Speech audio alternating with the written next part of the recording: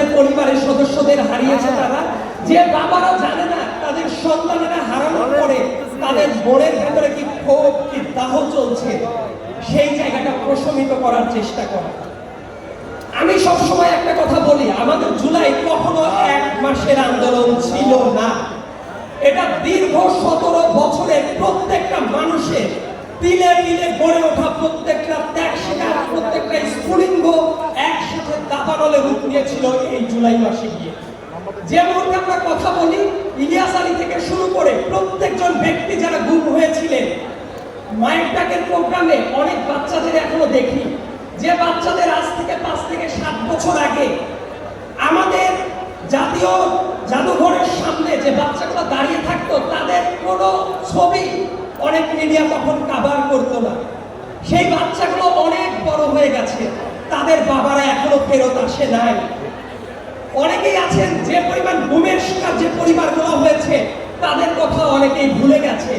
খুনের শিকার যারা হয়েছে, নির্মম বেদনায় নির্যাতনের নিষ্পেষিত যারা হয়ে গেছে, তাদের কথা অনেকেই ভুলে গেছে।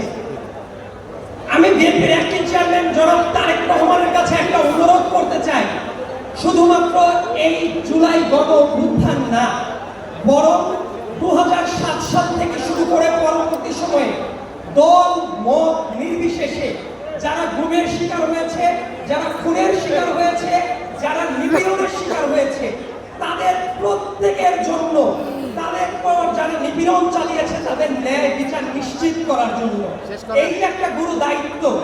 এই দায়িত্বটা আমার মনে হয় সার্বজনীনভাবে সামনে তদারকি করার দরকার আছে। এবং আমি আমার ব্যক্তিগত অনুভূতি দিয়ে একটা ব্যাপার উপলব্ধি করি, বিএনপি যতবারই দেশের হাল ধরার মতো ক্ষমতায় আসতে হয়েছে, তার আগে দেশটা ধ্বংসস্তূপে পরিণত হয়ে গেছে। যেমন 75 পরবর্তী সময়ের কথা যদি বলি, 72 থেকে শুরু করে 75 সাল পর্যন্ত দেশের দুর্ভিক্ষ, দেশের গণতন্ত্রহীনতা, প্রত্যেকটা জায়গায় ব্যবসা বাণিজ্য থেকে শুরু করে যে মন্দ অবস্থা ছিল, সেই বাজে একটা